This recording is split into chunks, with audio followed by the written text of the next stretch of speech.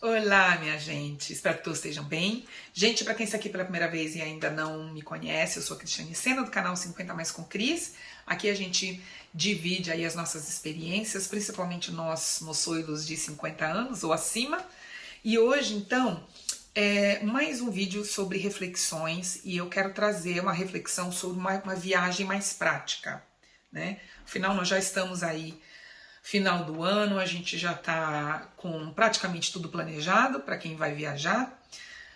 Então, para quem ainda não tem nada planejado, para quem ainda está pensando aonde ir, eu gostaria de trazer essa viagem diferenciada que eu acabei entendendo e conhecendo pelo minimalismo, né, que tanto facilitou a minha vida e que está me trazendo a cada dia mais consciência das coisas.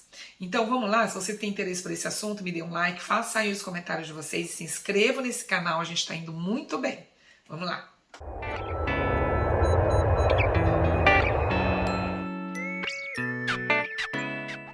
Em prática, eu até poderia dizer viagem minimalista. Eu fui até mais, separei em tópicos, eu tenho na minha playlist aí do ano passado, para o início do ano de 2023. E agora eu quero fazer uma geral falando sobre alguns pontos importantes para essa viagem.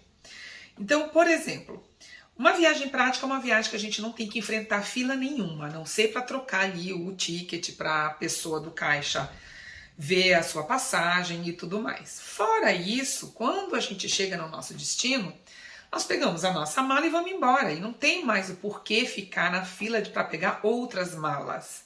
Porque essa viagem prática é uma viagem onde a gente leva exatamente o extremamente necessário.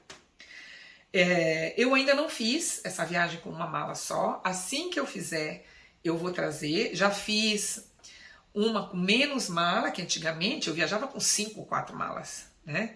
E o ano passado, quando eu fui para o Brasil, eu levei 2, porque uma eu sempre levo com umas coisinhas para dar, e aí a outra foram com coisas que eu levei mesmo, que já foram bem menos quantidade do que o meu normal, que era até então. Então, a primeira coisa que a gente não tem mais é essa coisa de ficar esperando em fila, porque é algo que realmente sempre me perturbou. Principalmente depois que eu comecei a estudar mais sobre o minimalismo, né? As filas em geral. Eu não era uma pessoa que comprava as coisas pela internet, como eu compro hoje. Existe todo esse problema, principalmente no Brasil, da gente colocar virtualmente os nossos dados, né? Mas aqui, em termos de perigo, de clonagem, enfim. Mas aqui na Austrália é a mesma coisa, minha gente. Não tem muita diferença, não. Tá? Só que eu particularmente eu não tenho medo.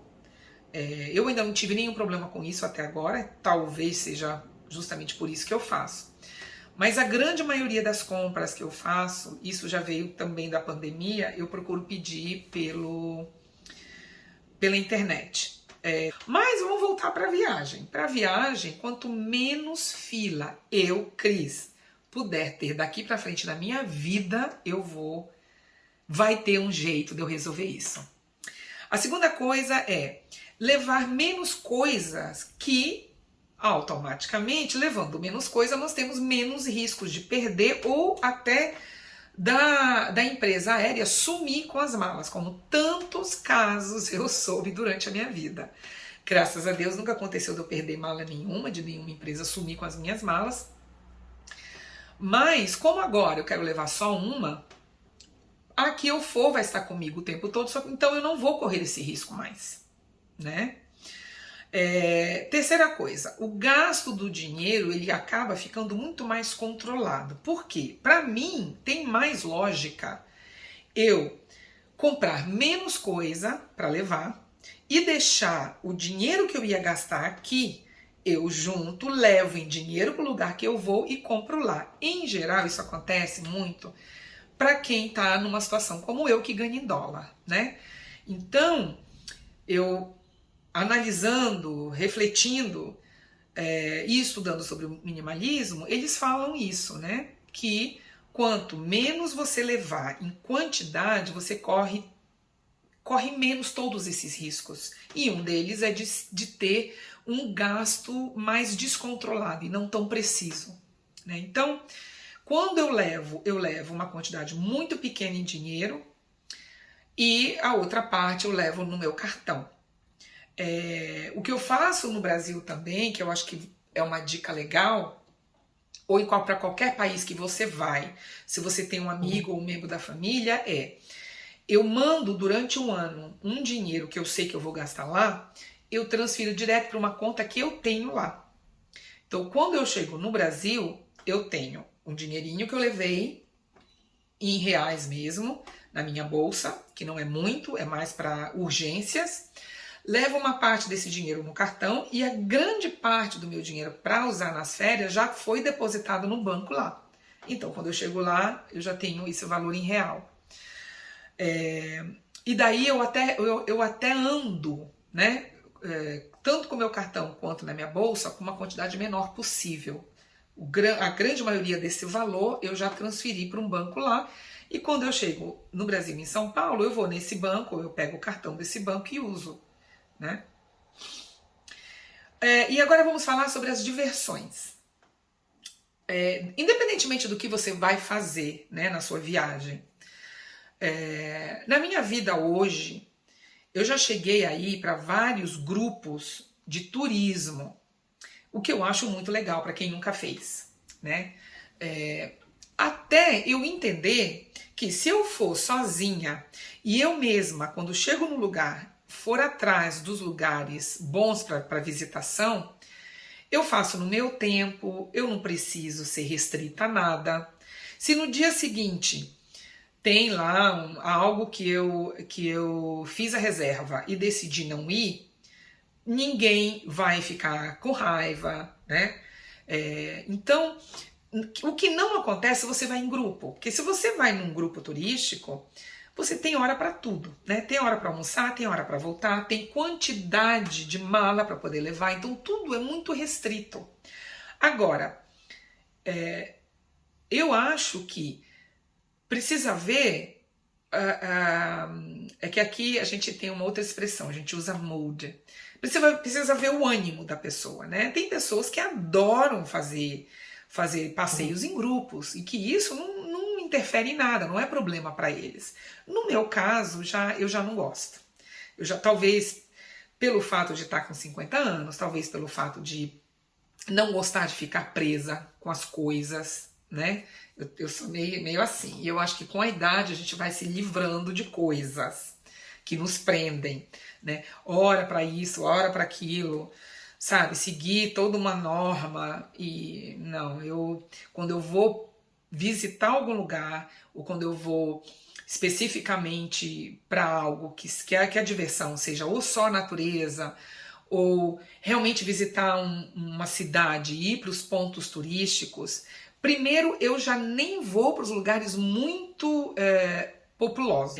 Eu procuro ir para um lugar e conhecer alguém do lugar e perguntar para essa pessoa quais são os lugares interessantes que não são tão explorados pelo turismo mais, por exemplo, né? Nós temos um amigo que é do Japão e um dos meus sonhos de vida é conhecer o Japão, e eu tenho certeza que quando eu for, eu não vou para todos os lugares que todo mundo que vai para o Japão frequenta. Nem é esse meu objetivo. Claro, eu quero ir para Tóquio, né? Com certeza, Tóquio é algo que nem que eu passe um almoço ali para ver tudo, eu vou fazer. Mas eu tenho muita vontade, por exemplo, de ir para as comunidades assim de montanhas que tem lá, que são lugares mais gelados, que são lugares que não são tão explorados turisticamente, né? Então, essas diversões, quando nós temos o controle, até o gasto fica melhor, né? Porque a gente gasta realmente com aquilo primeiro, com aquilo que a gente precisa naquele momento, e com aquilo que a gente gosta. Muitas das vezes eu já fiz passeios turísticos, por exemplo, eu lembro de uma vez que nós fomos para a Argentina, eu e minha família, e a gente fez essa viagem de ônibus. Saímos de São Paulo e fizemos, acho que foi um mês, se eu não me engano. E todo dia tinha uma coisa para se fazer. Então a gente não tinha condição de sair a hora que a gente quisesse, a gente tinha que esperar o grupo inteiro, porque senão a gente tinha que gastar mais, né? E eu via que os meus pais, eles era mais incômodo para eles. Para mim não, porque eu era jovem na época, né? Eu era, acho que, adolescente ainda, então eu curti tudo. Aliás, foi uma das viagens mais interessantes, assim. E nós fizemos todos os pontos específicos. A gente só não foi para Bariloche, porque que é a área de esqui na neve, porque quando nós chegamos lá, que nós fomos no inverno, justamente para ir para fazer o esqui na neve, estava fechado, porque quando o tempo fecha, que tem risco de avalanche, muita coisa assim, eles fecham e a gente não consegue ir, é proibido. E nós tivemos isso, que a gente não esperava, né? Mas, então agora, hoje com 50 anos, os lugares que eu quero ir, já primeiro são muito pontuais e eu prefiro fazer esse tipo de viagem mais prática, onde eu possa organizar as minhas possibilidades de dinheiro, por exemplo, de uma forma mais otimizada. Então, eu só posso levar esse dinheiro, então como que eu vou usar da melhor forma possível esse dinheiro lá quando eu chegar, né?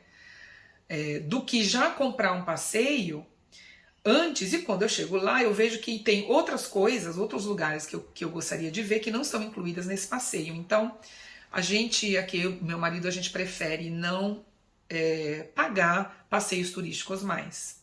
O mais importante que a gente precisa falar antes de viajar é organizar nossas documentações. E aí, minha gente, levem sempre documentações virtuais e em papel. Eu já vi muita gente ter problema com essa história de levar virtual e que não conseguia, passou por situação ruim de não ter a internet, de não ter como acessar, e aí não tinha em papel. Então levem em papel também. Eu acho que é uma dica muito importante, tá? Que eu já vi isso acontecer. Façam aí os comentários de vocês, a gente se vê no próximo vídeo. Tchau, minha gente.